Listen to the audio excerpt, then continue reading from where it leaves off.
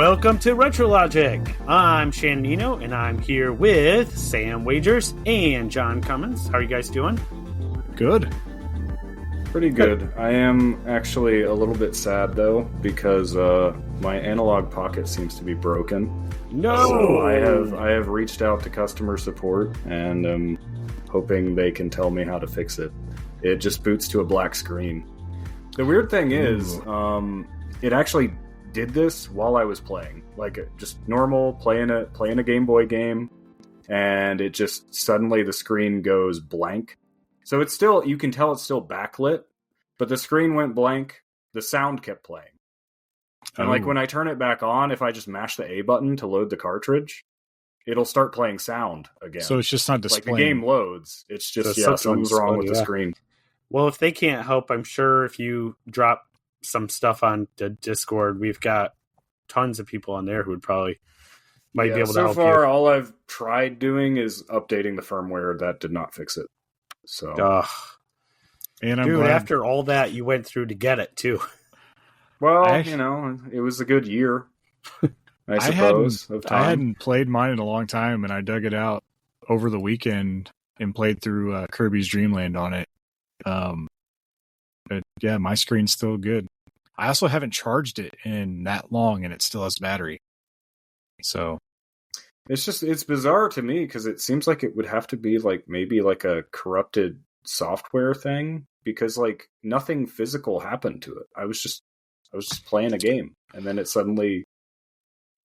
Well, I know. I mean, it could be some connector just finally detached. And some bad solder or something. Yeah, you never know. It could be a connection issue with the display. It could be something on the board.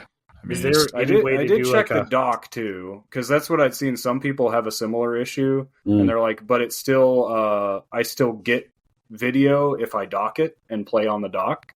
Yeah, obviously it's still a problem, but it's at least something of a workaround. Does that work for you? No. Even docked, so you got something. Yeah, there's definitely something going on there. Sounds more software related now, or like OS related. Yeah, that's no good. I have a problem where I can't find my dock. I put it somewhere in my hoard. Oh, and, it's a little thing, and it doesn't stand out much. You got the standard black one, yeah. Mine's in the box somewhere. It's in here somewhere. I'll just haven't. I briefly looked for it the other day. I was like, how to dig that out? I cleaned my desk off. I could put it up here on my desk, and then I was like, I don't know where it's at now. Well, welcome back, everyone. We've been kind of on hiatus. Hopefully, everybody was able to listen to the Game of the Year 30 that we put out in December.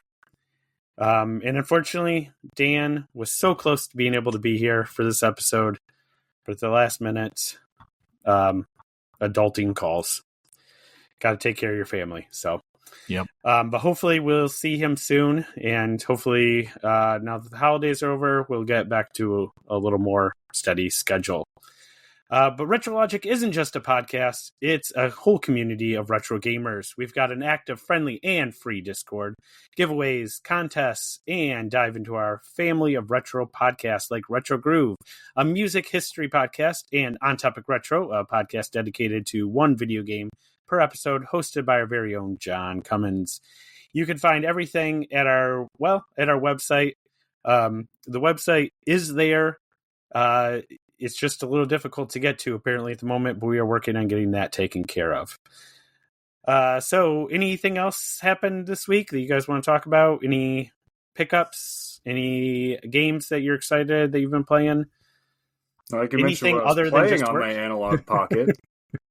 Which was actually a nice little plug for us. So our friend Moses, the well-read mage, issued a challenge to beat 12 unfinished RPGs that you have by the end of the year.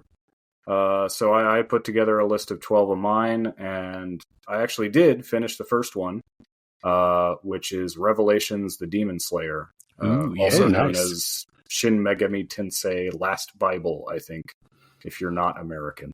Yes. But yeah, I've had that game a long time. It's actually a pretty rare game too, I think, by this point. So I finished it on the Super Game Boy because, fun fact, it actually has Super Game Boy support. It has a special border and a special color palette for the Super Game Boy that's a lot less.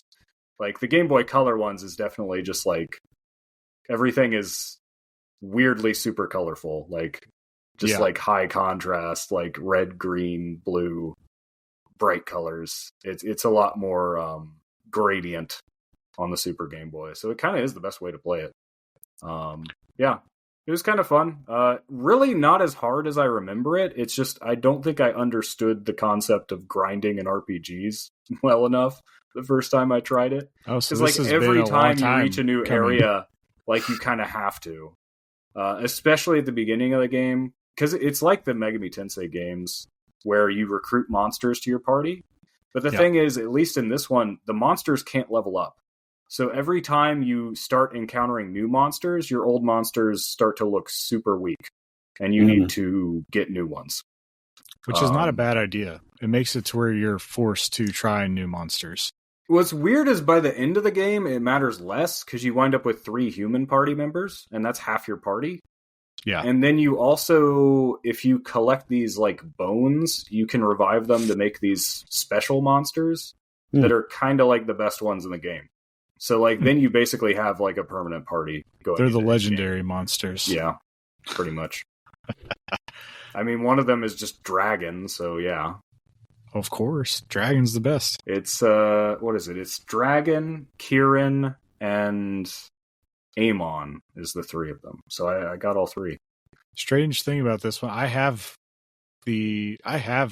Last Bible and Revelations. I have the American copy and I have a Japanese copy somehow that I don't even know where I got it from. I love those games where you just all of a sudden you're like, I have no memory of where this came from or getting this at any time. I'm pretty sure this was literally a garage sale pickup. Yeah. Like from back in the day. Still, that's a really nice garage sale pickup. At this point in my collection, that happens a lot. Yeah. It's like, man, I don't remember getting this, but I do have it for some reason. That happens to me. A lot of my childhood games, I'm like, I mean, there are certain ones I'm like, oh yeah, I remember getting this for a birthday or Christmas or whatever else. But then there's those other games that I'm just like, I have no memory of buying this game or getting this game as a gift, but here it is. So got it somehow. All right. Anything else, John? Did you pick up anything? Play anything? Yeah, after I said that I was going to try to not pick up as much stuff, I think I've already picked up too much stuff this month. I grabbed a PS3 that was in the box still from Zach, along with the Famicom Mini. And I bought a Japanese N64 that was complete in box off a different server. Because of course. Well, it was as well as things were like they were really low on the price. So I was like, what's wrong? You know, what's the deal with this thing? And they were just trying to get rid of it. So I was like, all right, I'll take it. It was like $75. So I was like, that is a pretty good deal. Yeah.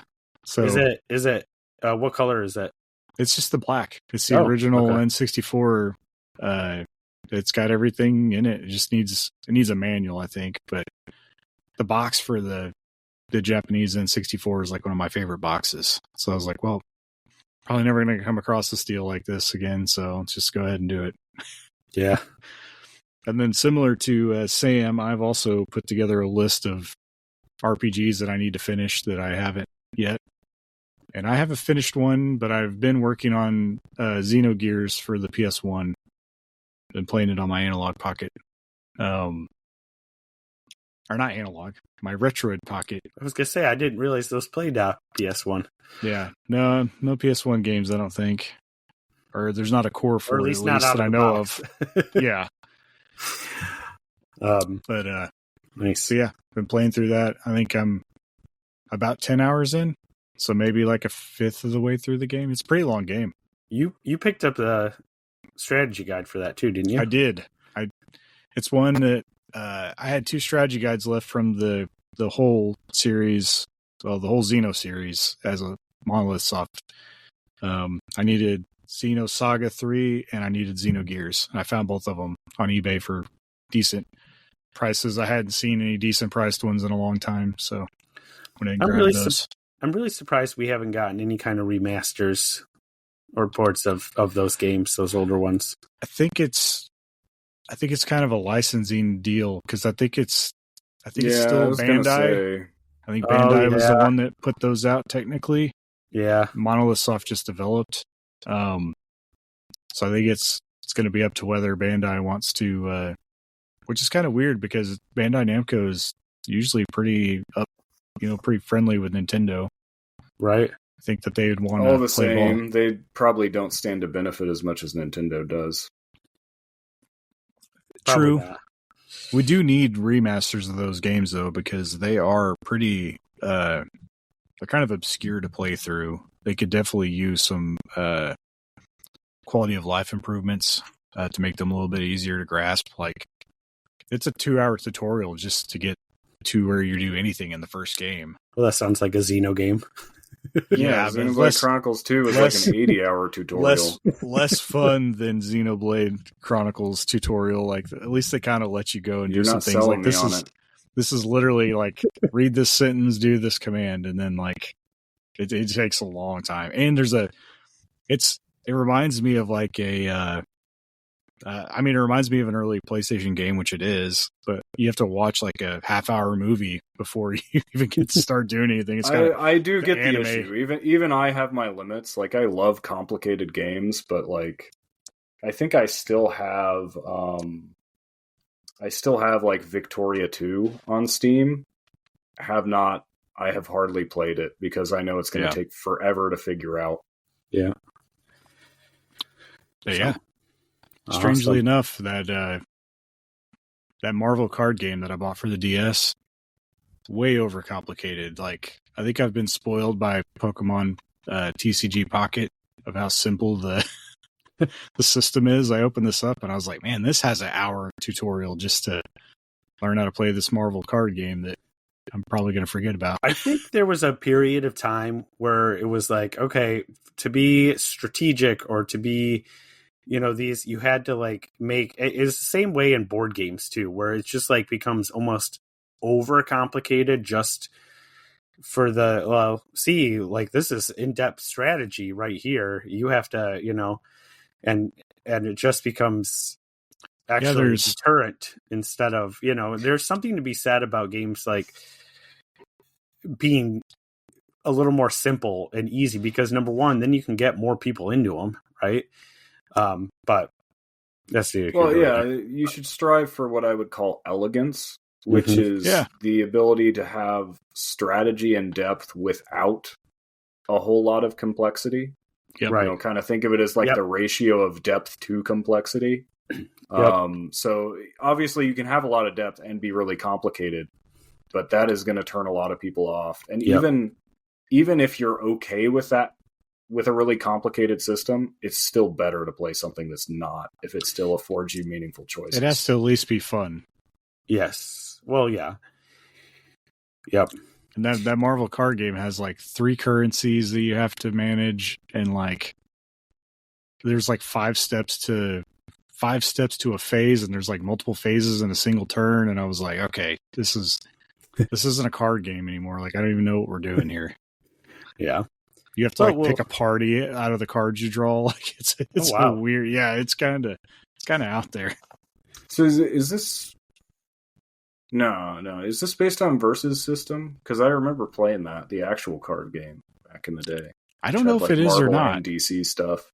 I just know that it's But that doesn't sound like it from what you were saying. No, I never played the actual card game. I think this was just like they just made a card game for the DS. Mm-hmm. I don't know if it's tied to a physical card game or not. All right. Well, we'll be actually talking a little more about that in a little bit. Not about the complexity, but some Marvel stuff here. Maybe the complexity. We'll see.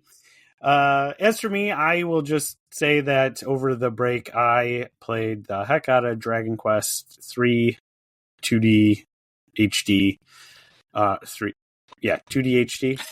2D whatever HD, it's called. 3D. Thank goodness they didn't also add in the Right. Oh yeah. At least they didn't add in the whole like, seeds of salvation and S and like. Yeah.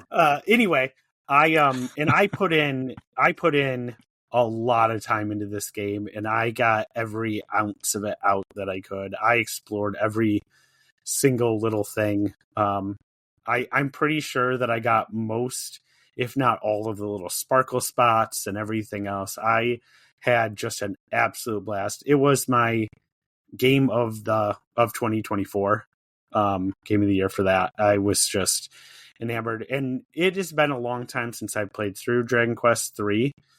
Back when it was Dragon Warrior 3.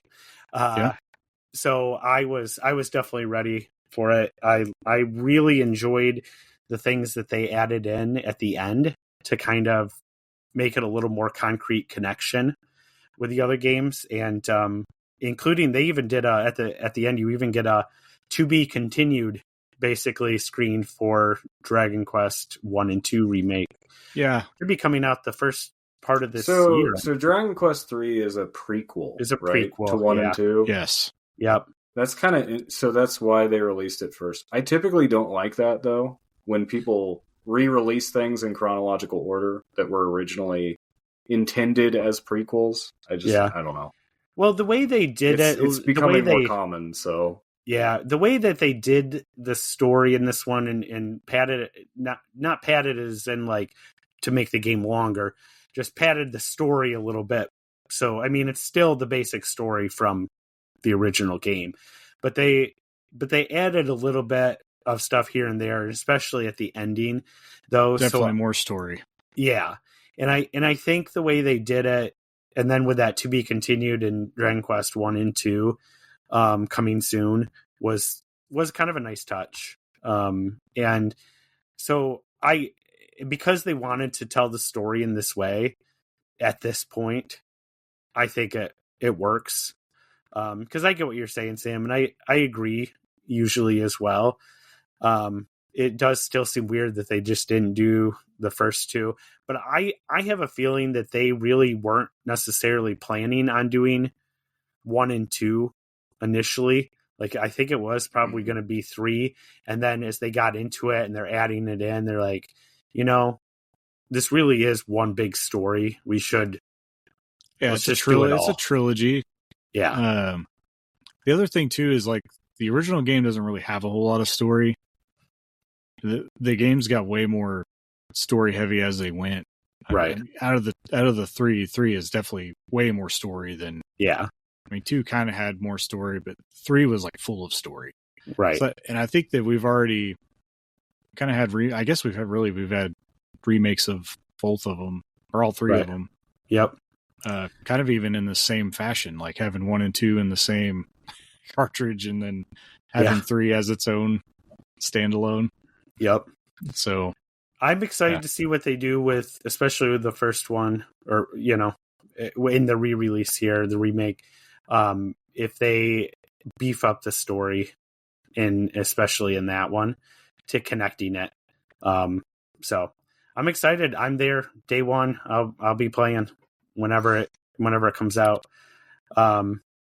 And did they give a date for 1 and 2, or is it just they just said early 25? I think they just said it was. I believe it. I'm trying to remember if they said early 2025, but I think it's supposed to be the first half of the year. Yeah. I have a feeling they have most of it probably done, and they're just wrapping it up now. Oh, 1 should have taken no time. 2's quite a bit larger, but and 2 could definitely use a little better, more overt way of connecting it story wise. Yeah, like it definitely is a connection, and it's definitely a continuation of 1, but it really does not tie into 3 at all. Yeah, and I guess really as far as developing the game with the remake, once you do 1, that's like because 1, the map for 1 is in 2. Yeah. So you're already kind of like halfway there. Well, I mean, the map for 1 is in 3. Yeah. So essentially, yeah. Spoiler alert, I guess. But anyway, if anybody hasn't played it and is interested, it's definitely worth playing. It plays great on the Switch. I know it supposedly is a little muddier than obviously, if you get it on PlayStation. But it played great. I know you played through it too, didn't you, John? Yep. Yeah. I played through it like really quickly. Yeah. You were like, oh, I'm done. And I'm like, oh, I'm still in the first like continent. I mean, I still put, I think, 45 hours into it. Yeah, that's pretty impressive. Just did it in a small period of time. I'm pretty sure I think I got close to 60 hours in it. But I had a great time. So looking forward to the next ones. Other than that, I'm going to be picking up Tales of Grace's F here this week as we're recording this. And so, that and Tales of Symphonia have always been my two favorite in the series. So, I'm just hoping that they did a better job on this remaster than they did the other remaster that they did on Symphonia, initially. I have been slowly playing through that one. They did fix it enough where it is playable on the Switch. I'd still probably, if I had a choice, I'd still probably play it on, well, and I do have a choice, but play it on the GameCube. But it looks decent and it does play decent. There's still some hiccups, but it's certainly playable at least. And it was really not playable when it first came out. So at least they took care of that. It looks like they're putting more in and adding more quality of life into this one rather than a straight up port. So I'm hoping that means that it will run and play a lot better too. So either one of you guys looking to pick up the Lunar remasters or Suikoden? No, I forgot about Lunar. I'm a little interested in that, but I'm not sure I will. You got both time. Of those I want to, but they'll probably be when I'll pick them up on sale, kind of a thing. Yeah. I just got so much playing. The other thing I'm coming just out being stingy about new games. So yeah, at least they're collections, remastered collections. You get 1 and 2 on both of them. Yeah, so, and they're like March, April, so you got plenty of time to. What about What about Donkey Kong? Anybody picking that up? Nope. I already have it on the other two ways. You already know Sam. Yeah, I'm. Sam's out. There are very few games I already own that I'm going to buy again. Yeah. Oh, do you have a copy of it still? Yeah, the Wii copy. Oh, you have the Wii copy? Yeah. All right. Some more housekeeping. Like I mentioned before, Retrologic Game of the Year 30 is out now. We did ask the community to do some tiebreakers for us. The first was the best Genesis game, and it was between, Sonic 3, Sonic and Knuckles, and Castlevania Bloodlines. It was a massacre for the most part. It was Castlevania Bloodlines with 59% of the vote. I believe the rest all went to Sonic and Knuckles, which is weird because in our tiebreaker, it was actually Sonic 3. Yes. And Castlevania Bloodlines. So, and Dan was astounded. Yep. And most innovative. This one ended up going to Final Fantasy 3 with 50% of the vote. And then the runners-up were Stunt Race FX and Xcom. And uniracers tied for third. So Xcom and uniracers were tied for third. And Stunt Race FX got second. Okay. And okay, yeah, I see that now. And again, Dan was astounded that uniracers didn't do better. And he was also he says that he's going to play Final Fantasy 3. I'll believe it when I see it. Right. I think he needs to finish Chrono Trigger first. He needs to play some more RPGs. Right. And then he put out the challenge for anybody to name another game where you got to ride on a uniracer or unicycle. And it wasn't, I think, 5 minutes before somebody posted something. I don't remember what it was, but yes, apparently there are other games. To be fair, it was like an indie game that released in like 2017 or something. So yes. That's true. It was a while. Still counts. True. Retro Rewind. John, you want to give us an update? Yes. So we did have somebody complete Ecco, and they did win $10, and it was Resold You. I think that's how you say it. from Discord, and Yes. they chose a Steam card, which turned out to be a little bit of a hassle because they're in the UK. And so I had to like friend them on Steam and then wait some period of time before it would let me give them a gift card. It was like a weird deal, but we got it hammered out. And oh, good. Well, they got to be careful about those, Nigerian princes that are asking people to send them money in the form of Steam gift cards. Well, I didn't know that, but I guess there's a rule on Steam where you have to be friends with somebody for like 3 days before you can send them a gift card, like through their gift card feature that they have on the. Because I was trying to figure out how I was going to buy. Well, I didn't know if Steam had like a difference between regions or whatever, how their currency works. But I was like, well, I guess the easiest thing to do is just try to gift you one through their like gift exchange thing that they have on the website. So then we had to become friends, and then we had to be friends for 3 days, and then finally got it sent over to them. And I think didn't Micah from Nintendo Pals end up completing it again? I think he did later. Afterwards. Yeah. I mean, he was too late, but yeah, I was like, oh man, that's rough to go back through that game again, and then just be like a day late. Be a day late, right? Yes, we did complete the Ecco Retro Rewind. I don't know that we'll do an episode on it. I don't think we just had the 2 people that played it that I know of. I didn't even fire it up this go around. I kind of want to, but yeah, maybe we'll come back to it. Well, Sega just put out or apparently just did a they're making a new Ecco game, aren't they? New one or something, or got the renewed a copyright for it or something. I couldn't remember if it was one of the initial games that were mentioned that were getting new, like one of the franchises that was getting new games. Like I know Crazy Taxi and I believe Shinobi. Maybe there's a handful of other ones that are getting new games, but yeah, I don't know. Ecco's been gone for a while, so Ecco's been gone for a while. Interesting to see what they would do with it if they brought it to the. They're going to make it an open world, post-apocalyptic. It's going to be like what was that shark game? That's open world. Maneater. Yeah, it's going to be like Maneater, but you're Ecco.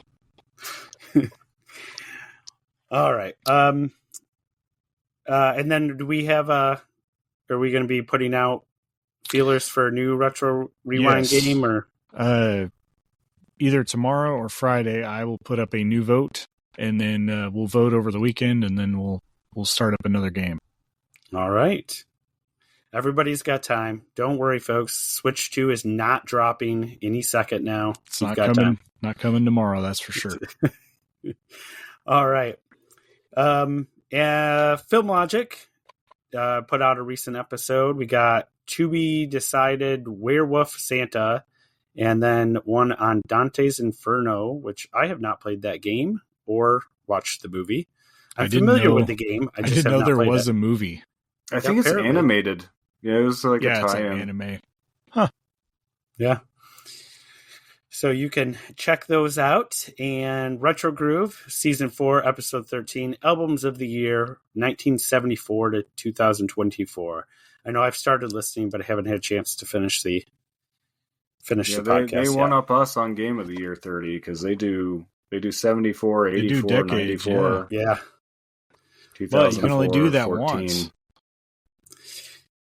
That's true. That's true. I mean, I guess unless you can do it you can do it 10 times. Yeah, you can do it 10 times. Yeah, that's what I'm saying. You can only do it once per numeral year. Maybe they don't plan on change, and you add one more decade at the end. That's right. Yeah. So, yeah, there you go.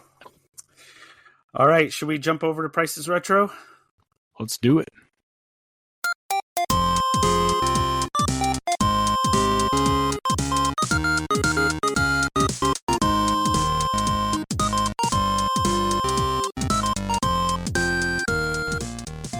All right, if this is your first time playing Prices Retro, here's how we play. We're going to list off 4 or 5 games, and everyone is going to guess how much the lot is worth in total. Whoever is closest to the actual value wins that round. Everyone has a list, and everyone guesses on each other's list. At the end, the player that has won the most rounds wins the episode. But watch out, because we have the Rampage group. We have the robot. We have the dino. We have the ghost. Am I missing anyone? That's right? Those three? Yep. That's it. All right. And since it's been a little bit, the dinosaur will guess the original, based on the original value or price that the game is released at, MSRP.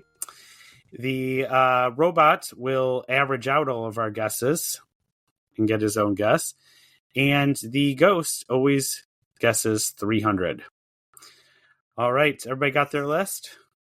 I do. All right. Let's go ahead and start with Sam. Okay, well, I made a list on topic for this week. So these are all Marvel games. There's quite a few to choose from, so bit of a scattered selection here. Hold on a second. I don't have the sheet pulled up.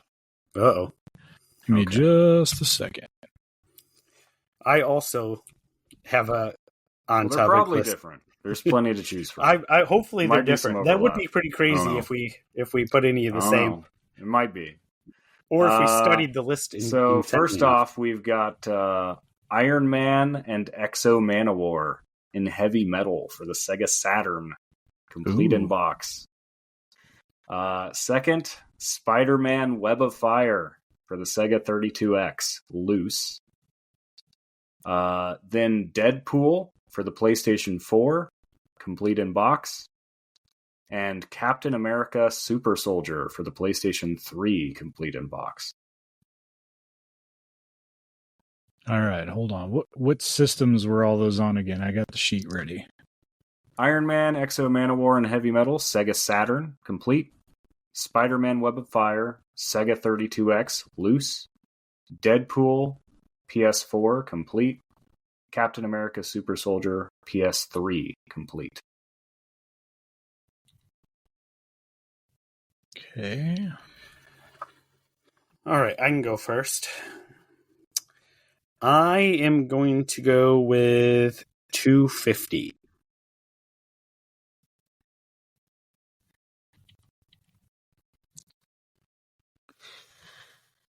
I think I'm going to go 200. 200 and 250. Mm-hmm. Well, the total value is 802.21. Oh, good. Oh, so I think the Ghost takes that one. Yes. Iron Man Ecco Manowar Heavy Metal for the Sega Saturn, complete, $40. Spider-Man Web of Fire for the 32X, loose, is $622.72.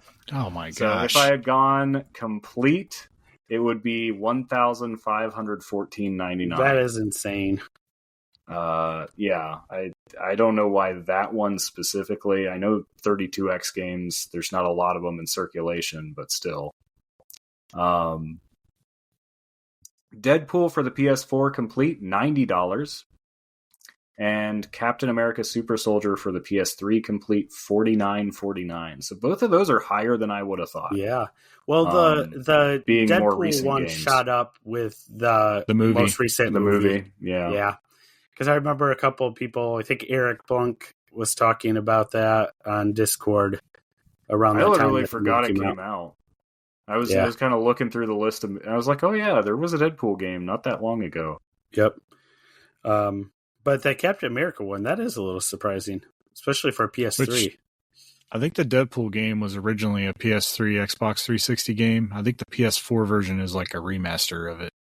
Mm. Oh, is that the case? Or maybe it was a mid-generation release. I can't remember. Yeah. It might. I think it is on both, though. That's right. But I think that it is listed on both. I don't know if the PS3 complete is $44.99. Yeah, so go get it instead. Yeah. If you're not crazy about PS4. Yeah. Crazy. So yeah, the Dino, or not the Ghost gets that Ghost one. Dino was close. Ah, darn. All right. Well, that threw us off. Hopefully we can take it back from the Rampage group here. I'll go ahead and go next. So, yes, I also picked Marvel games. We were so close to not overlapping. We have a sort of overlap. I was actually very close on your Iron Man Exo Man of War in heavy metal because I actually chose the Game Boy version, incidentally enough. But I saw the other one on there. So Iron Man Exo Man of War in heavy metal for Game Boy, complete in box. Marvel Ultimate Alliance Special Edition for the Xbox 360, complete in box. Amazing Spider-Man versus the Kingpin for Sega CD, complete in box. And X-Men Mojo World for the Sega Game Gear, complete in box. See if you know your complete in boxes for those. Trying to think who would need to go first here. I do. Yeah, John, yes. Let's see. I'm going to do 325. Okay. I've got 365. All right. So, I believe this one's going to go to Sam. Total value is $510.40. Yep. So what we're learning is that some of these Marvel games are actually worth something. Yeah. The Iron Man Exo Man of War in heavy metal for Game Boy, complete in box, is $229.99. Oh, wow. Yeah. Those Game Boy games very few people kept boxes for Game Boy games. I think that really helps. Although even I don't remember now. I can't remember. I think even fewer than Super Nintendo, NES. Yep.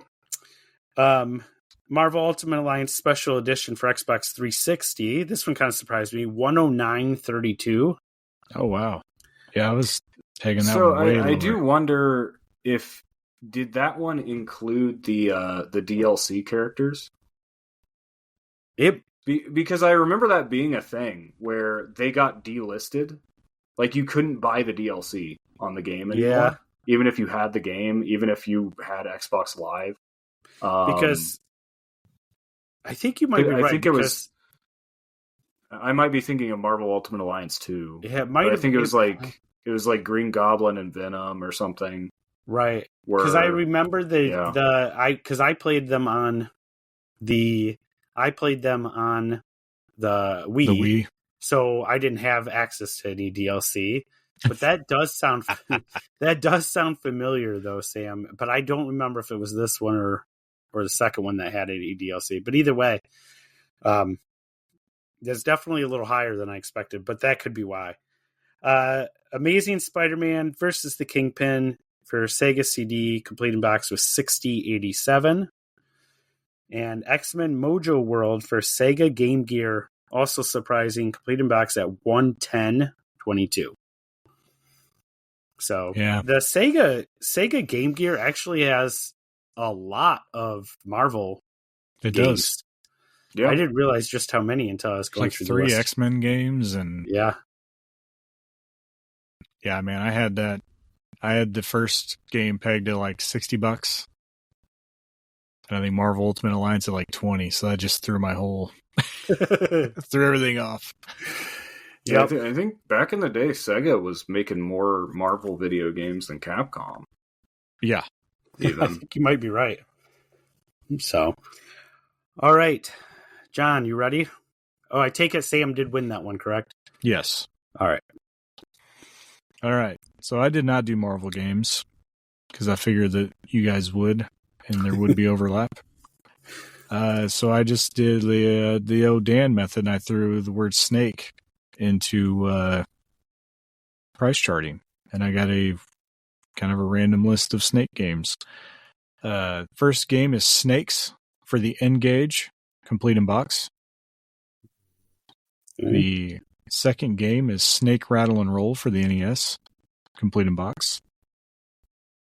The third game is Wild Snake for the Super Nintendo, complete in box. And then the last game is Sneaky Snakes for the Game Boy, complete in box.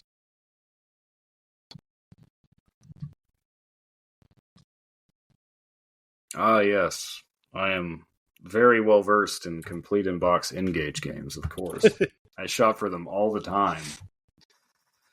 What about Snake games? It's my turn to go first.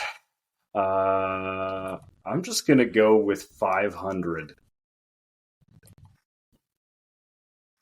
Okay.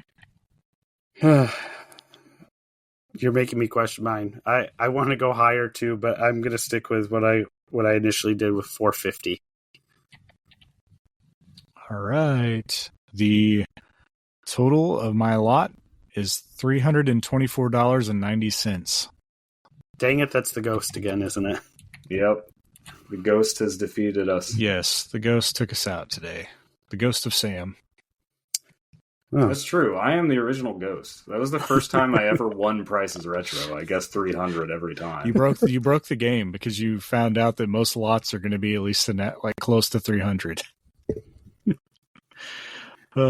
So Snakes for the N-Gage complete in box is $217.80.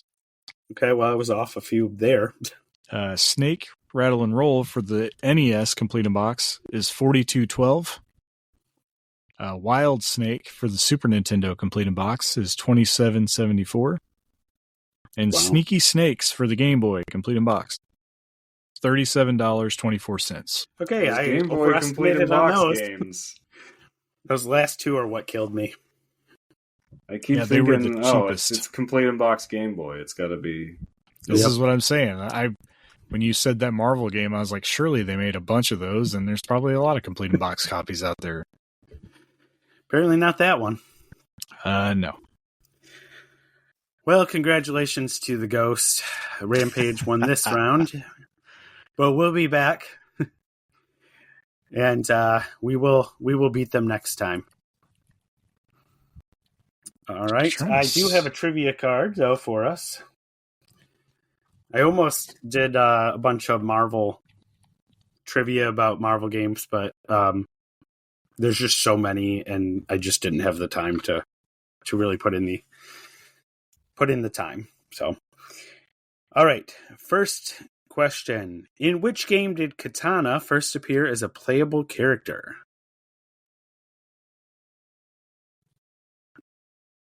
Wait a minute. Katana, Mortal Kombat 2. Like, Mortal Kombat. In 1, she was I'm still in superhero mode. I know it's not Marvel, but I'm thinking like The Outsiders. Yeah. Oh, right. Katana. Yeah. I'm like, there's a game? What? John is correct. Yes, Mortal Kombat 2. And let's see here. In what year was the Game Boy Color released? I remember this one. 98? 98, yeah. Yeah. Yep. Because that was the year, because I wanted to get one, but also I was going to college, and like I needed to afford to go to college, so I did not. And yeah, I still don't have a Game Boy Color. Yeah, it was such a stacked release of Game Boys there real quickly. You had, because Game Boy Pocket was like 96, I think Color was 98, and then GBA was like almost 2000, but I think it was like 2001, like early 2001. Yeah, it's like they were making up for lost time on the original Game Boy. Yeah, because the original Game Boy lasted so long. Like 150 years. Yeah. I remember wanting a Game Boy Pocket, and then by the time I had enough money saved up, the Game Boy Color was already out, and I was like, sweet, I'll just get this instead. So weirdly, I wound up with a Pocket after the Color was out. Oh, yeah, they were probably on sale after the Color came out. Yeah. Basically, my brother got a Game Boy Color, and then because he had it and it was cool, I wanted one, and my parents were like, yeah, well, we're not going to spend that much money. You can just have the Pocket. I had the Super Game Boy for Super Nintendo, so that's how I played my Game Boy games in color. Yeah. It's kind of a shame that we never got the Super Game Boy 2 that actually played Game Boy Color games. Yeah, that would have been nice. So I was able to finally pick up a couple of Game Boy Color games when I got Game Boy Advance. So, but, yep. All right, we're going to take a quick break, and when we come back, we will have our show topic. Stick with us.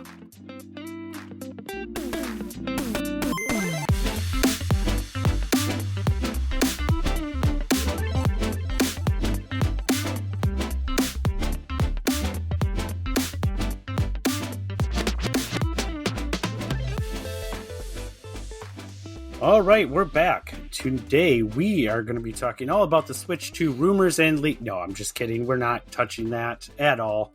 That's the future. We want to talk about the past here at Retrologic. So tonight, we're actually talking about Marvel games. So the Marvel comic games have been around for a long time. Marvel Rivals is the latest in a long line of some very successful and some not even remotely successful games, and everything in between. So tonight we're going to go through some of the games that we've played, some that kind of stand out to us, for better or for worse. And to get us kind of started, though, I'm just kind of curious, what's the first Marvel game that you remember playing? Like, even a little bit, whether it was in an arcade or for home console, some kind. For me, it's probably X-Men Mutant Apocalypse. Okay. And that makes sense. X-Men was definitely huge in the 90s. We did our Game of the Year 30. That's part of why I kind of was thinking about this topic. There was a lot of X-Men coming out. Yes. 93, 94, 95. Yeah, the animated series kind of boosted a lot of that. Yeah, the animated stuff. Series was at its height. Really put the X-Men back on the map, or actually on the map. Yeah, up until that point, no one cared about the X-Men. Yeah. Well, I mean, they had a really strong comic following. But in the Claremont's 60s, run, but in the 60s, like, not so much. They weren't anywhere near as big as Spider-Man. Whereas in the 90s, like, it was X-Men and Spider-Man. That's what Marvel was. Yes. And a lot of that had to do, though, with Chris Claremont coming on and doing a long run of X-Men and really putting them in the forefront with Marvel. Because for a while, the book just kind of stopped and was canceled for a little while, and then he really brought it back. But that has nothing to do with anything. So I'm not sure why I mentioned it. It's a fun fact, I guess, for the day. So, what about you, John? Captain America and the Avengers on the Super Nintendo, which it was either Super Nintendo or Genesis. I think I played both relatively close together because I had one buddy that had a Super Nintendo and I had one buddy that had a Genesis, and I think they both had the game. Nice. But I just remember playing as who was it? It wasn't Captain America. It was the other. There's another. I'm trying to remember the other characters now. So you had in that game, you had Captain America. You had Vision. Was Moon Knight? No, not that Moon was Knight. Well before Moon Knight. Who was the hooded guy? I thought there was a. It's not Vision. There was Captain America, Iron Man, Vision. Maybe it is Vision I'm thinking of. I was going to say, I'd have to look up who else was in there. I think, was it Spectrum was in there? I think, if I remember correctly. Cap, Iron Man, Hawkeye, and Vision. Those are Hawkeye. So maybe it was Vision that I'm thinking of. But I don't think he was in, his traditional... colors. Is he not? The red and green and yellow, or maybe it was maybe it was different colors if you were a different player. Well, for a while in the comics, he was White Vision and stuff like that too, and so it could have been that. I think that was the version that ended up in the game because that was a rental for me more than once, an arcade and stuff like that, and I really enjoyed that one. Yes, it is the White Vision. Yeah. That's what I was thinking of. I was like, man, who was that? I was like, maybe it was Vision, but I don't remember him being his traditional colors. So, or traditional as we know him today. I think he was white before that, right? No. He for a while in the comics he was, and actually currently in the MCU he's now he's white again too. So yeah. Okay. So I was trying to remember which one I first played, and I know I played one of the Spider-Man games for the NES was a rental for me. And so that's probably the first one that I played.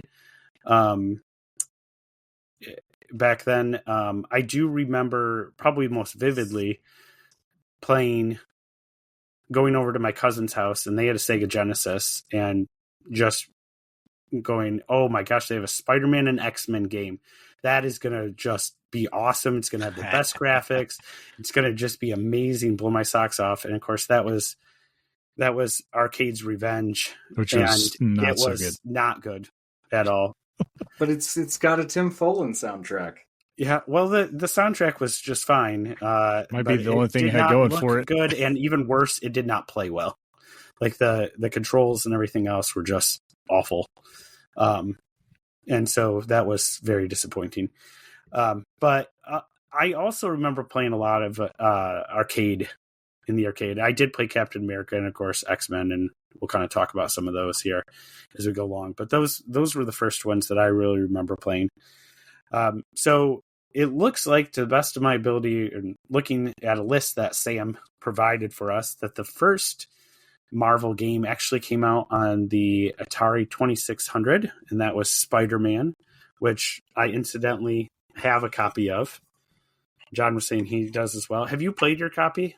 I didn't ask you that. No, I haven't played that.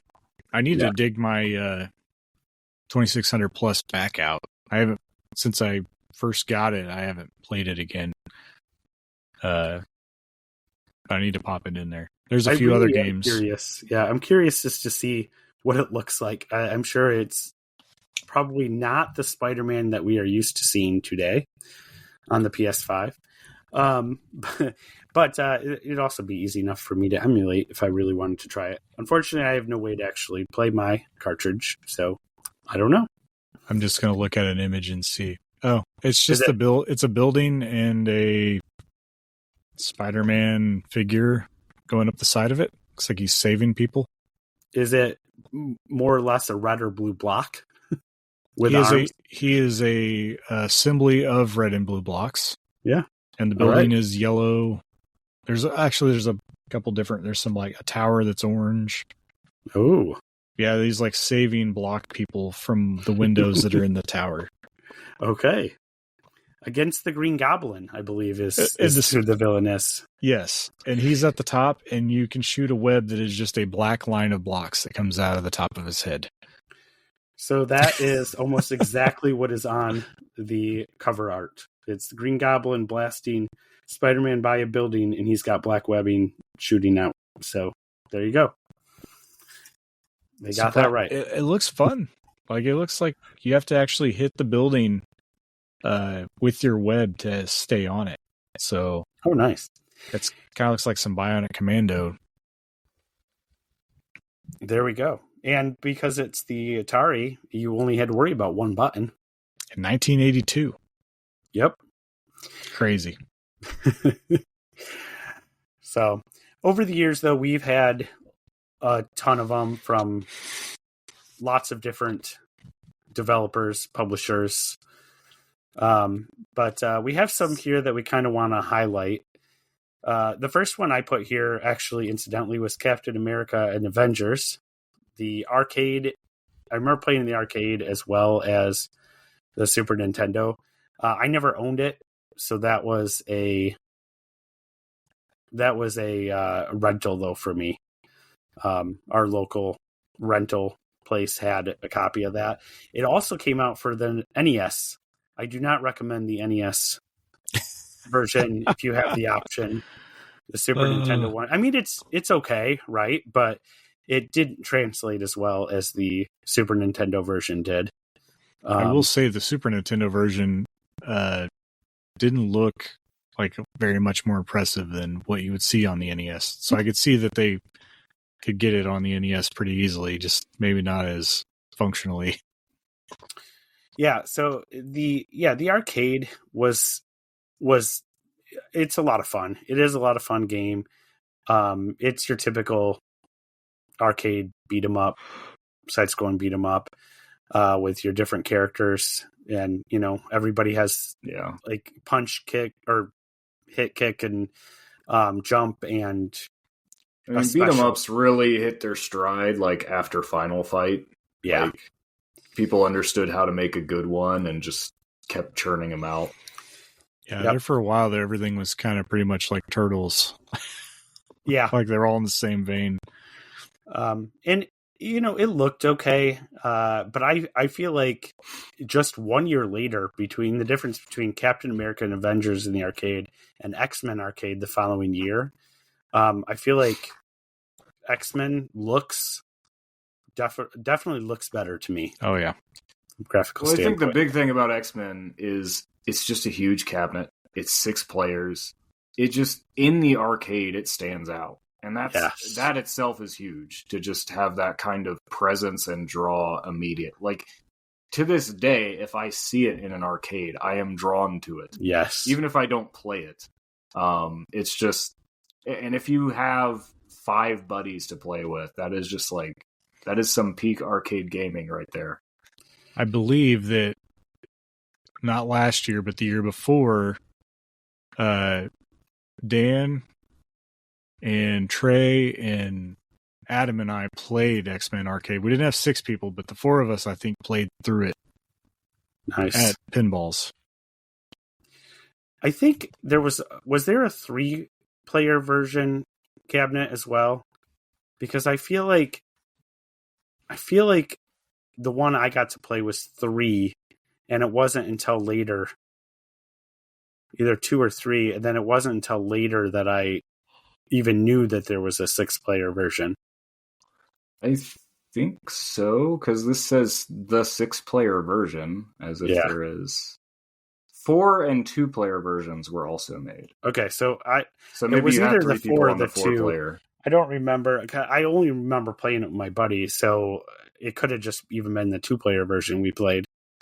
And I remember seeing that 6-player version for the first time and going, "Oh wow, it's a monster."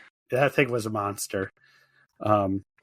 It's been re-released as a 1-up arcade, not the 6-player version. That would be something. That would be so cool, though. And this is one of those 1-up arcades that I would love to actually have. I mean, it's got a few different games on there that are... It's the 4-player one, right? I think it's the 4-player. And it has it's still one of their more expensive ones, which is why I don't have it. But it is quite nice as well. So Sam, it sounds like you had did you have quite a bit of experience with it? I wouldn't say a lot. I mean, my trips to the arcades were rare, especially as a kid. So more so modern day, just realizing, I mean, I wish I could have, but I was pretty young. I wasn't, capable of choosing where I went. Right. I couldn't drive myself to the mall and go to the arcade. Right. So,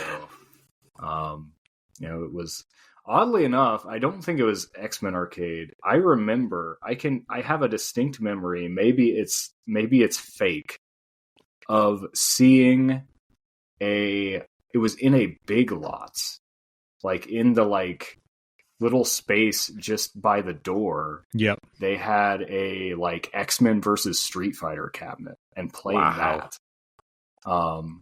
Yeah, I'm pretty sure that weird. exists. You used to see more of those at supermarkets and things. You used to see arcade games. Oh yeah, I used to play Primal Rage at Walmart. Crazy. Well, I remember playing Mega Man: The Power Battles in some store randomly, which is not a game that was everywhere. I played Gauntlet Legends at Walmart, and you could bring a memory card and continue your game from it. And I think some stores do, like, I definitely remember Meijer has long had like a little arcade in the front, but it's usually like Crane Games or something. Yeah, it's Crane Games. But I remember as a kid, back when arcade games were big. One of the Meijer near me had a. I don't remember what game it was, but did have an arcade game in it. But yeah, now all of them, they're just the Crane stuff, and that's the same with Walmarts around here. It's just all Crane games, and I never see anybody playing them either anymore. Nope. They just sit out there. No. So that kind of does bring us though into the Capcom versus series. So this I do know, Sam, you probably have the most to say on these. I'm no expert, but I picked up the collection. I really didn't play them a lot in contemporary times. The one I probably got the most time in with at launch was 3, which there was a long stretch between 2 and 3. Yeah. But like I said, I'd encountered, like, I'm pretty sure it was X-Men versus Street Fighter at some point and played it. And this being when I literally did not know how to play fighting games. So it was, but I thought it was the coolest thing ever because I'm like, oh yeah, there's this game and there's like Captain America and he's fighting Ryu and it's awesome. Which would have been pretty early. Like, what, 97 maybe? 98? Yeah. Because I mean, it was X-Men versus Street Fighter, I think, is in the arcade is, I want to say like 96. Yeah, I'm thinking of the PS1 game, I guess. I think was like a 97. 96. The Saturn 97, PlayStation 98. Yeah. I know that. So the initial one that really kind of started was actually X-Men: Children of the Atom. So before that actually started the whole versus concept because Akuma is a secret character in it. Yep. So it's all X-Men, but then also Akuma's in there. And the conditions to fight Akuma as a final boss are like impossible. That game is impossible. I learned the hard way playing the collection. Children of the Atom's arcade is so you can change the difficulty. By default it sets to the middle. It goes from like 1 to 8, I think. So it starts at 4. At difficulty 4, I don't think I could get past the second opponent. I turned it down to 2, and it still took me probably an hour and a half of failing against Magneto to beat him. Because the AI very much cheats. And there's a huge difference between it and like the later games. Marvel Superheroes, the AI might be cheating, but it's not nearly as bad, especially because of how the game's designed. But like Children of the Atom is very much the gameplay centers around throw techs.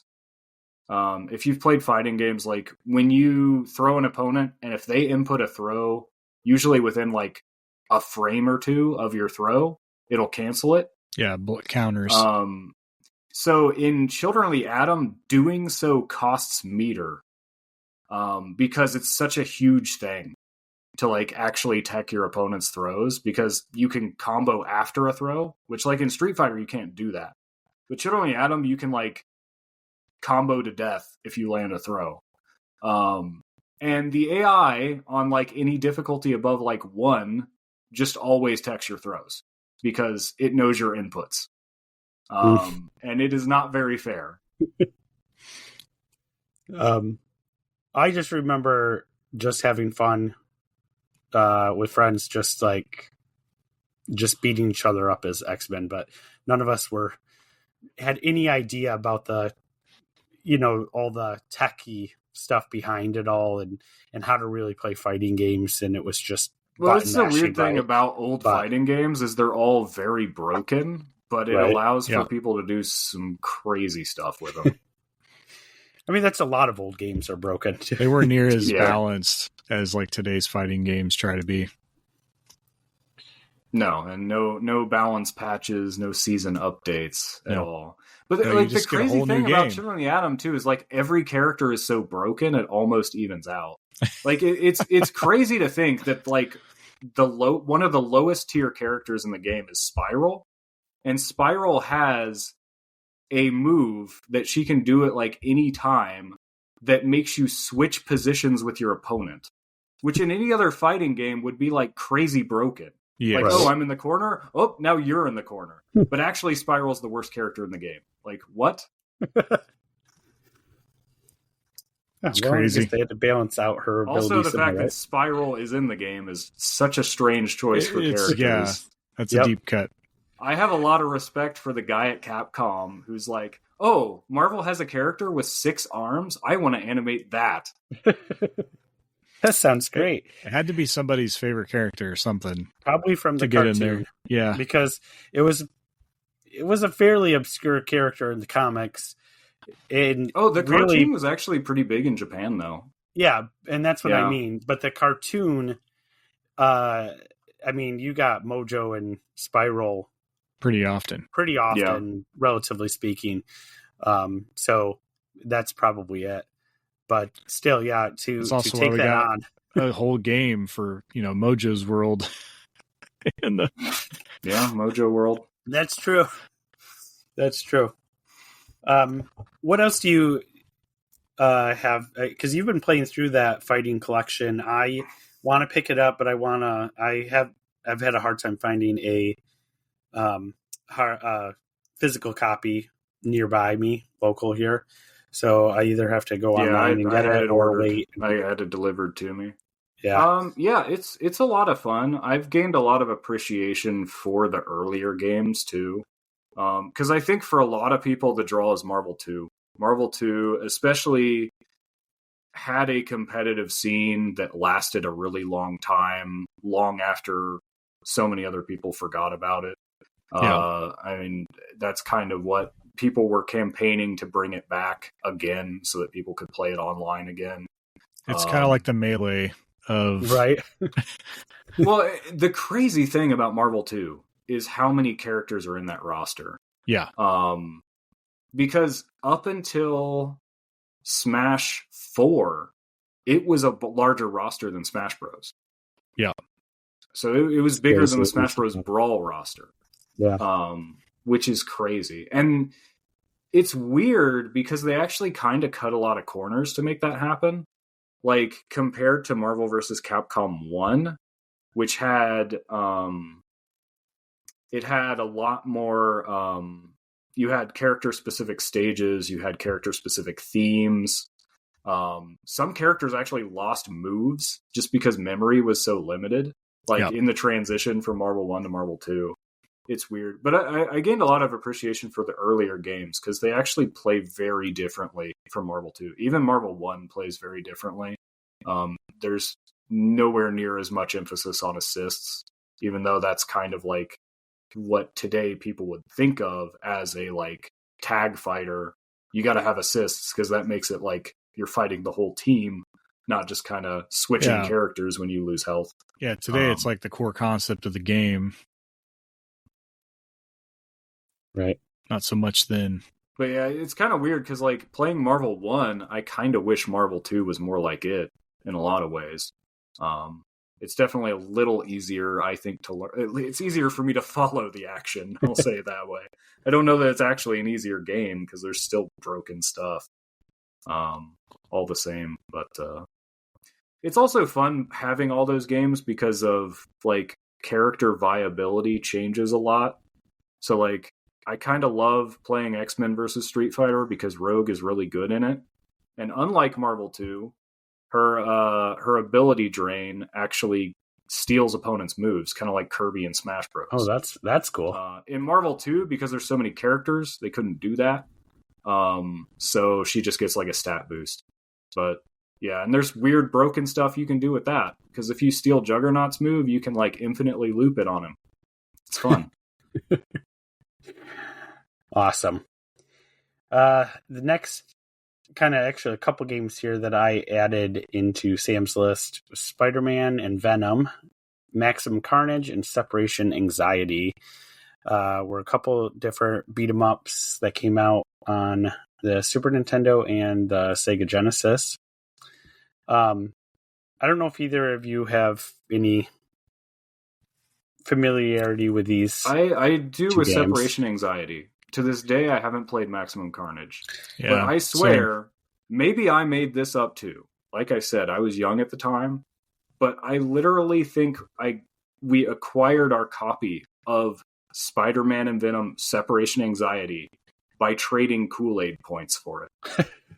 How cereal box tops and things, you would send those in and you could get prizes as like a customer reward. Like, we literally got a Super Nintendo game for drinking Kool-Aid. So I have a very vivid memory of seeing ads for that, Sam. So we're either both misremembering or no, I don't think you are. Mandela effect. I can exactly, but I have very vivid memories of seeing that and wanting to do it, and never didn't drink enough Kool-Aid. Never didn't.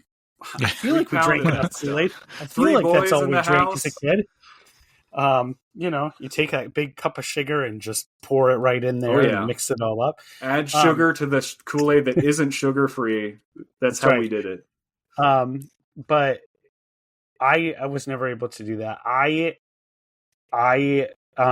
played both of them. I would rent them. I prefer actually Maximum Carnage, although Separation Anxiety is also really good. But my big thing with this game is that, so I had rented it and I really wanted to get it. And so I know my friend and I, we drove to, what was it? EB Games, I think it was at the time. And I checked there, they had a copy of Maximum Carnage. And so the guy had it behind the counter and he's ringing me up and I'm paying, and my friend's like, oh, hey, look at this. And I'm not really paying attention. And then the guy hands me the bag, and we go, and I get home and I open the bag, and they sold me a Genesis copy, not a Super Nintendo copy. And I did not have a Genesis. So I was pretty upset for a long time. So that's my story with that game. But yeah, I preferred Maximum Carnage, but both of them were actually, I thought, really good. They're the typical beat 'em ups from that time, but still a fun playthrough. And I'm really surprised we don't see some of those games collected into something new. It seems like Punisher on the Capcom one, but obviously Capcom didn't do these. That's like Acclaim, I think. I think so. Yeah. And so maybe there's probably rights issues, but I'm sure that somehow you would think that they could make that work and figure it out with Disney to re-release these. If the Disney Afternoon Collection exists, I feel like nothing should be completely out of reach here. But anyway, X-Men Legends and Marvel Ultimate Alliance games. This is where I really came into just like obsessing over Marvel games. I've been a Marvel fan for me too for a long time, but especially that X-Men Legends, well, both of them, but the first one just blew me away, but the second one was like it in the entire series. If you include the Marvel Ultimate Alliance games, I still think X-Men Legends 2 is my favorite in that complete series. It's basically what's the genre really? It's Diablo. Yeah, it's kind of like, right? Looter. Yeah. RPG or ARPG. Well, and that's really the Ultimate Alliance games kind of toned down the RPG. Yes. And it really, what always bothered me was that you didn't really have a lot of choices on level up of Because in X-Men Legends, you could really, like, you had some real choices, like, okay, what abilities do I want to power up first? Yeah. And that wasn't just your, like, each character had basically, like, 4 active abilities. One was an ultimate, but, like, so really just 3. Yeah. But then you had, like, all these passive abilities, too, and it changed playthrough to playthrough. Like, oh, do I want to really focus on Wolverine's healing factor first, or do I want to, just get him to do more damage? Do I want to, he had something that made us, like, critical chance insane, and, like, a lot of that just disappeared. In Ultimate Alliance, it almost turned the game more into a beat 'em up, which is fine. Yeah, but it kind of took that scope of a it made you feel like you were really progressing more as you played through the game. Yeah, and I think it kind of increased the roster too. Like they were trying to get you into more characters, like at a time, compared to X-Men Legends. I mean, Legends 2 still had a pretty big roster, and they even included like Iron Man and a couple bigger Marvel characters than just X-Men that you wouldn't expect. I'm thinking of just the original, like hidden, but yeah, the original X-Men Legends. I feel like it was pretty basic as far as roster goes. And this was definitely riding off the movies. Like you can tell, like the X Mansion is designed like the default costumes. The default costumes. You could unlock their comic costumes, which I preferred, but you start out very much in their leather, back from then where it was all leather because they didn't think that comic book costumes would look convincing or serious enough. Well, I can remember too, like in the X Mansion, there was like a little like thing that would give you like comic trivia. And I remember like learning the answers to every one of those because it gave you XP for getting them right. Yeah. So I would just like, I would grind the trivia computer. Yes. Some of those questions were not easy either. They were not. Yeah, they were like deep cuts. They were like, wow, you really have to know your X-Men. Yeah, like you have to know, history. Juggernaut's technically not a mutant. Right. Even like Colossus's eyelids are adamantium. Yep. Yeah. Like those are like what the questions were. Yep. Yeah. So we got the newest Ultimate Alliance on the Switch with 3 and only on the Switch. That was Nintendo published it. I would still love to see the series. I mean, if I had to choose, I would love to see another X-Men Legends.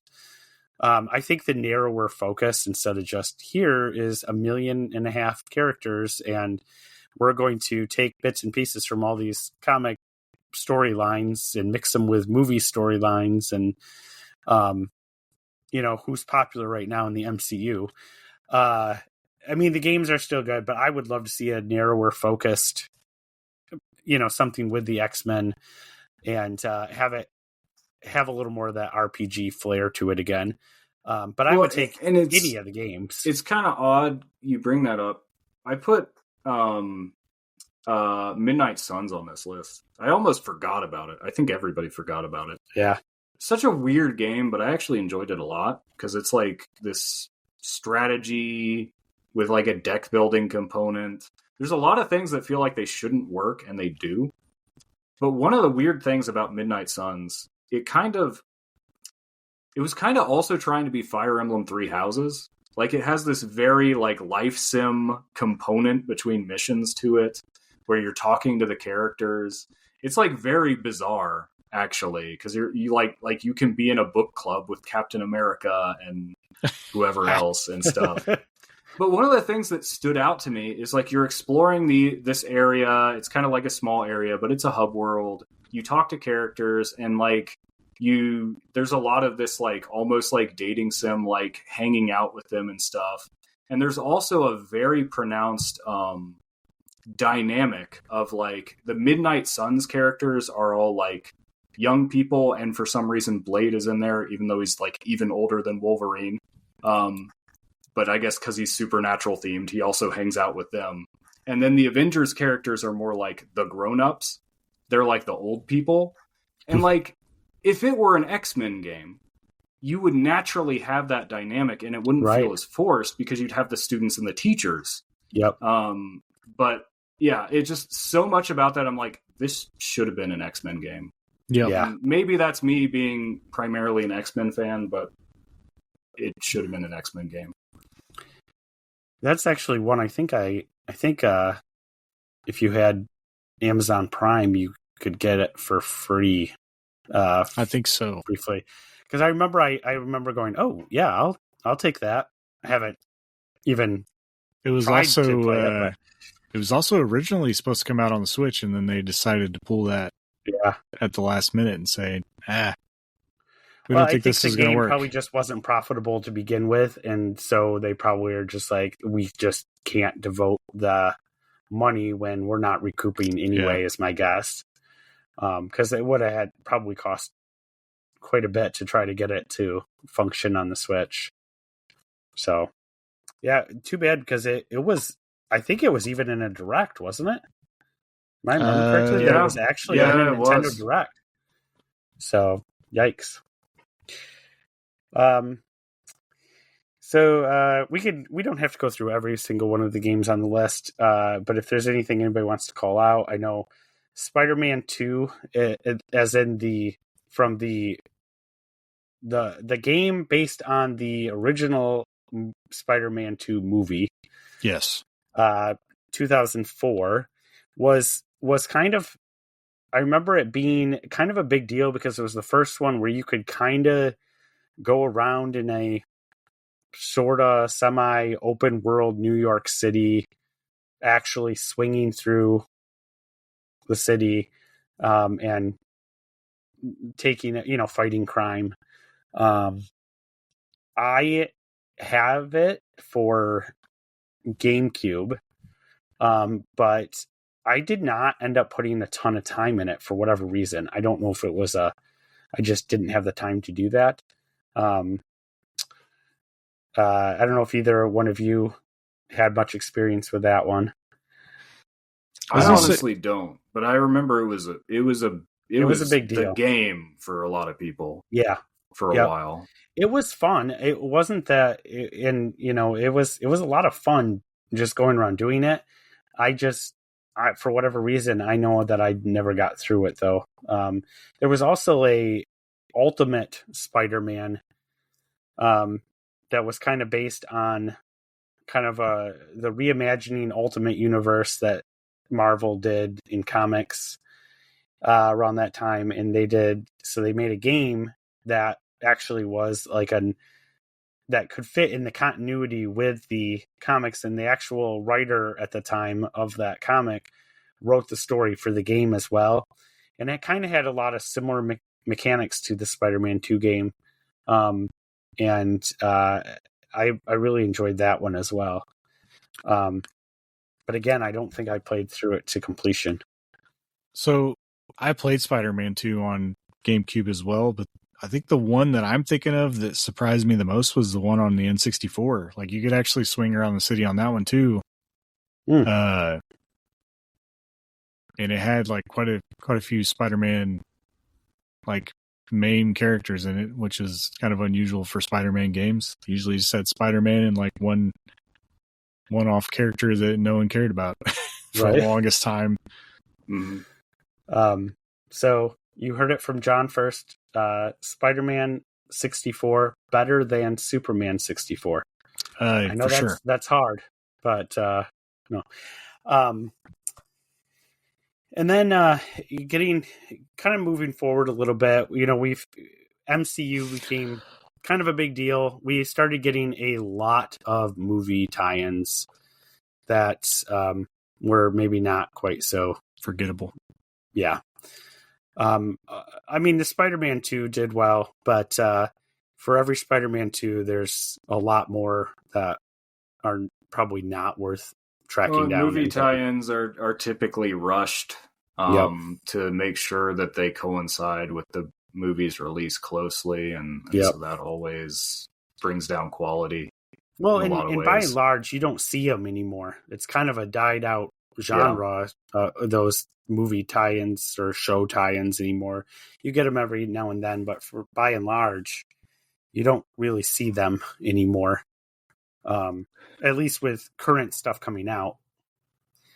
But then kind of more recent history, I think that the Spider-Man for PS4 really kind of took everything from that Spider-Man 2 game, right, and kind of perfected it in a way. I know I spent a lot of time in that game personally.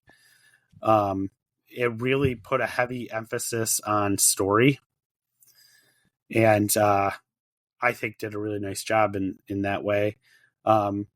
It is a very well done, I think, New York City, and you can go pretty much anywhere on the map at any time. And you could literally just play just going around stopping street level crime. You don't ever actually have to do a whole lot of story. But they really do have Spider-Man's move set down in those games. Both that as well as the Spider-Man 2 that came out a couple years ago now. It's on PS5. So I know, John, did you play through those? Yeah, I played through. Did you make it through? I haven't made it through the second game. I played through Spider-Man and Miles Morales. Okay. But I think that it's hard to beat those games as far as like 100%ing them. Well, yeah, they're pretty quick to beat. They're like, I think Miles Morales is like through the story. Yeah, like a 13-14 hour game, and that one's really short. Spider-Man's probably like 25. It's not super long. But I feel like they really did perfect though. Oh yeah, they did a good job. What it feels like to be Spider-Man, more or less. And the stories I think are really well done.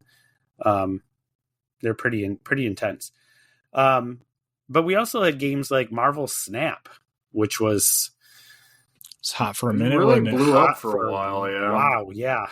I know there are multiple people on our Discord, including Adam, who were really into it. And I was into it for a long time too. And it just till I got to the point where I'm like, I'm putting too much time in this. I need to step away. I still have it on my phone, and I am always very tempted from time to time to open it up, but I have no idea because it's still going by all accounts. I mean, for any phone mobile game that can go more than a couple years, is obviously got people still invested in it. Otherwise they pull the plug on games like that pretty quickly. Otherwise, I think, like we were saying before, where we were talking about complexity, this is where I think it works well in its favor. It's not a complex game. No, it's, a lot of people compare it to Magic, or not Magic. What's the Hearthstone? Hearthstone, yes. But with Marvel characters, and it does have some similarities, but I think it's a lot simpler. It's made to be quick. Yep, and it's very quick rounds. And I think it's really the main reason why we have Pokemon TCG Pocket. Like, I think they realize that you can put together a kind of a shortened version of the card game, make it snappy, and people like it. Yeah, I mean, because an entire round or game against somebody will take maybe 2-3 minutes. Like I mean, it's relatively quick. And so you can so it's very addictive. Just keep playing one more round. I know a lot of people expected it to come to Switch, but it never did. No. And I kind of expected it to come there at some point as well, but it never quite got there. Right. Yep.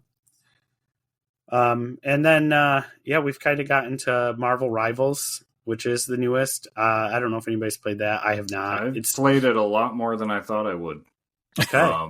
Sam's on being board. Not a shooter guy. And I'm not either, which is why I haven't. It's funny just how big a deal it is to me that it's third person. These are the only tolerable shooters for me. This and Splatoon, pretty much. But I think one thing that also helps a lot is even compared, because a lot of people look at it and they're like, it's basically Overwatch, but Marvel. And that's to a large extent true. But one of the things that's interesting about what they've done is there are a lot of heroes. They do a pretty good job representing they do a good job representing some heroes. They do the things you'd expect them to do. There's other heroes that don't. But a lot of them mostly have melee attacks because that's what these heroes do. They punch things. So it's not really as much about aiming. And that's the weird thing, because the aim assist on console is like really generous. And even on PC, where you don't have the same level of aim assist because mouse and keyboard is objectively better. It's and king. The game is programmed around it. To the point where actually I saw they posted something on their website today about people using tools to make their mouse and keyboard look like a controller input so that they'll enable the aim assist on top of it, and that's considered cheating and they will ban people for it. Wow. But which is a whole other thing with, competitive games. It has a lot of the problems competitive games have. Did you play the Star Wars? What's it called? For like a week. I feel like it's more like it's Star similar Wars. to that type of. That one felt a little more shooter-ish. Yeah. I mean, there's melee characters. It just didn't feel like it had quite the same level of polish. That's possible. That I'm getting from Rivals. Well, that said, Rivals is not objectively super well coded. Like there's even, I saw something about how I think they patched it to fix it. Some characters actually like move slower if your frame rate is too low. Like it's weird. Like there's some weird jank in this game. But people love it anyway. Yeah. I think a lot of it is the perfect storm of you had a lot of people who were disappointed in Overwatch 2. And then this comes along. And because Marvel movies have been a thing for a long time, there's some intrinsic appeal there. Mm-hmm. But I do think a lot of it is just the variety you get from Marvel characters. And there is some real thought into... Like, I think Spider-Man actually plays great in this game. He does everything... Maybe not everything a spider can, but he does everything you'd expect him to do. Like, he swings around, he webs people, he dashes in close, he zips away. He's really hard to hit. He's a menace. But, that's Spider-Man, right? There's other characters where it feels like they just kind of had like a shooter archetype they wanted to shoehorn in. Like Submarinor's whole thing is he makes little squids that act like turrets. And it's like, that's not what he would do. No. But it's kind of funny. Whatever. I get that that's like a character type that you'd want in a game like this. And of course, because they have their like roles they force people into. So one thing is there's a lot of healers. And they're Marvel superheroes. There aren't that many who explicitly have healing powers. But they just kind of make it happen to fit the game. Yeah. And that's fine. Yeah, I played a lot more than I'd like, and the first update that added 2 out of 4 of the Fantastic Four dropped at like the perfect time to keep me engaged when I probably was ready to just drop out. So yeah, it's been fun. It's free to play, correct? So yeah, that's the other thing. I keep thinking like, it's free to play. It's free to play, and you don't even have to grind to unlock characters. Yeah. It's just cosmetics, which is really nice. That's all the battle pass is cosmetics. Yep. I just added it to my download queue for PS5. Yeah, I might be doing that too. Just to give it a try. I think there is a couple of just real quick. I know we're going kind of long here, but a couple of kind of fails that or flops that are on paper shouldn't be. Kind of some missed opportunities maybe, and one of those is Marvel versus Capcom Infinite from 2017. And I remember this being a huge deal before it came out. like this was going to be the return of this franchise, and then it just wasn't. I at the time didn't have a way to play it when it first came out, so I wasn't able to pick it up and do anything with it at first. But Sam, what was kind of the so if you kind of look at people's reactions to it, it really came down to two things, and neither of them was really the gameplay. The gameplay is actually pretty good, and in proof of that, a really prominent mod just came out for the game and spiked the player base. Like, it's like the highest number of players it's had since launch. Because there's this mod out now that, among other things, it really just gave the game a shot in the arm after it was long dead. It got attention from fighting game players, and overhauled the game's visuals, for one. People don't like the way it looks. But the really big thing for Marvel versus Capcom players was the exclusion of X-Men characters from the roster. And it's not just the X-Men. Obviously, there's people who love the X-Men like me, and want to see them. But you could tell the priority in this roster was, we need to represent people from the MCU. Yep. And because this was before Disney acquired Fox, did not have the rights to X-Men. They did not want to promote Fox's X-Men movies. X-Men rights. There were none of them. And to a Marvel versus Capcom player, the thought of a Marvel versus Capcom game that does not have Magneto, does not have Storm, does not have Sentinel, does not have Doctor Doom even, You've because lost Fantastic a lot of Four the characters. was still Fox, was unthinkable.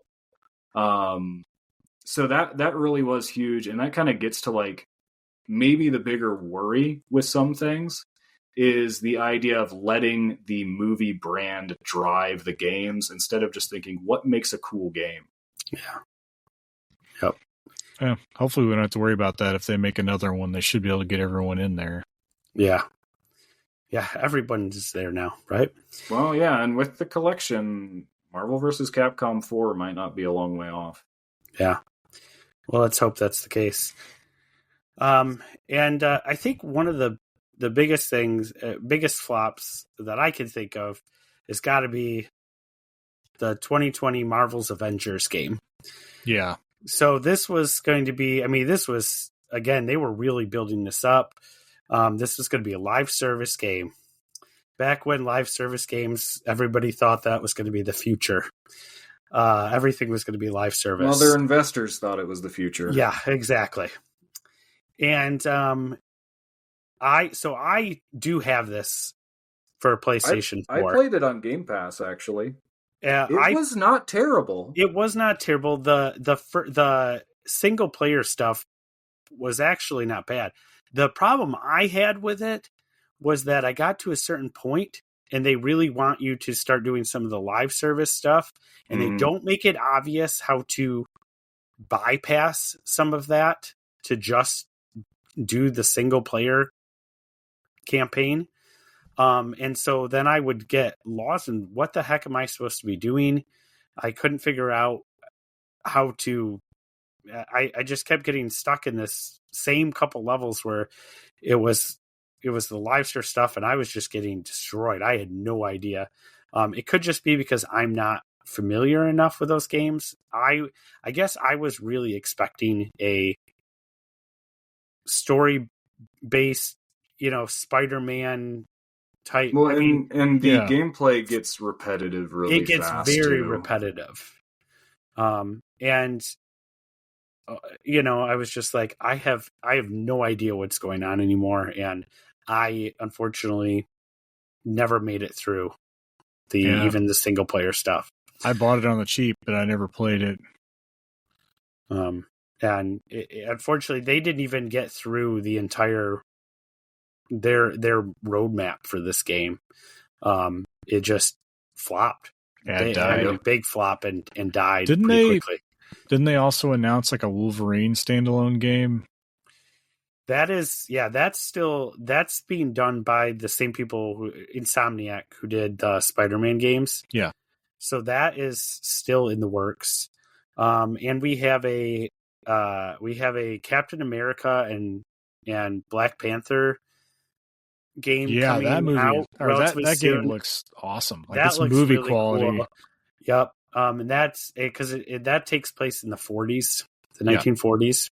So I am excited to kind of see that. That is supposedly supposed to come out sometime this year. So we will see if that happens or not. But one thing's for sure, we are definitely not done with Marvel games. We will continue to see them probably for as long as there are video games. So, you guys have anything else to add before we kind of wrap this up?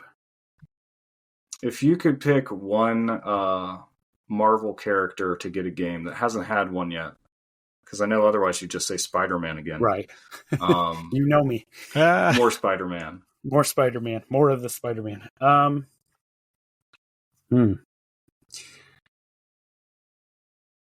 don't know, John, you got one?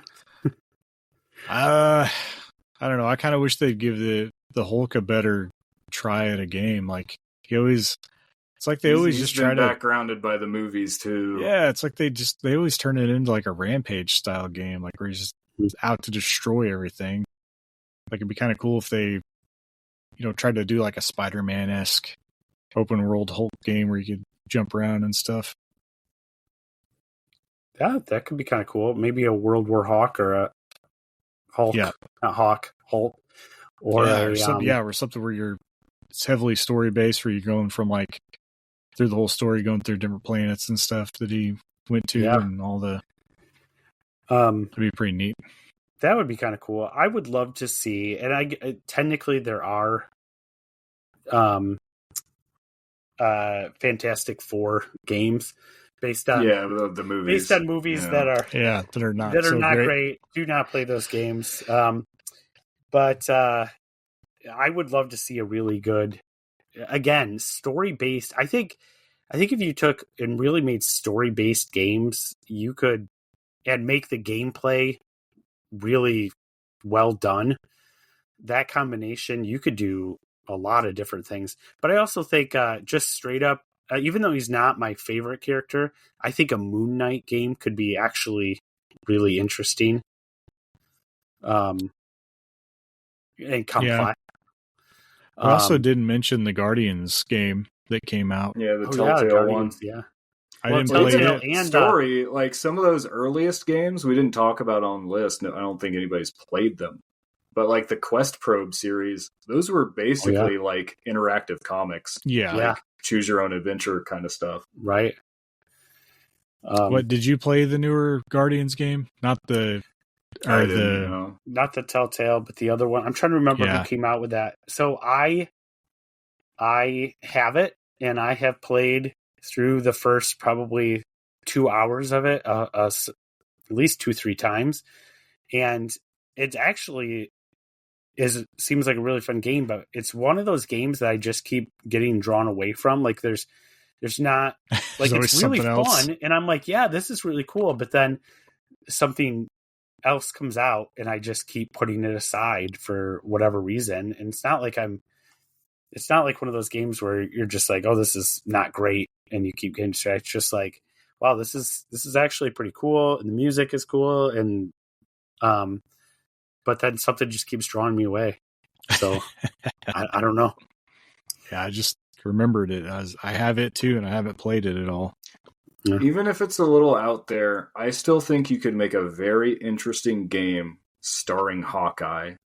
Just because the idea of like you could throughout the game introduce new trick arrows, have them, but it's like you got to manage them well. Like you only have this, like it'd almost be a puzzle, be like a puzzle shooter. Like you've got to use, the lightning arrow and it's Legend of Zelda, but the boomerang arrow, and I mean maybe something like that. Hawkeye's, and just the idea of like, here's a bow and arrow. You have to go fight Fin Fang Foom now. Yeah, that would be kind of interesting too. All right, guys. I think we should probably wrap this up. We don't have any community couch today. We need to start getting that, but we'd love to hear what your guys' favorite Marvel games are. Which ones have you played? Which ones are your favorites? So please throw something on Discord about it. We'd like to hear. As well as if you ever have any questions for the show, you can pop them in there as well. But we do want to thank you for listening to the Retrologic podcast. We're proudly part of the Nintendo Dads family of podcasts. If you like what you hear, you can check out Dan on Blue Sky. So not Twitter X, but Blue Sky now at retrologicgames.bsky.social. You're also welcome to jump into our friendly and 100% non-toxic Discord community. The link to that might be in his Blue Sky bio. I didn't think to ask him.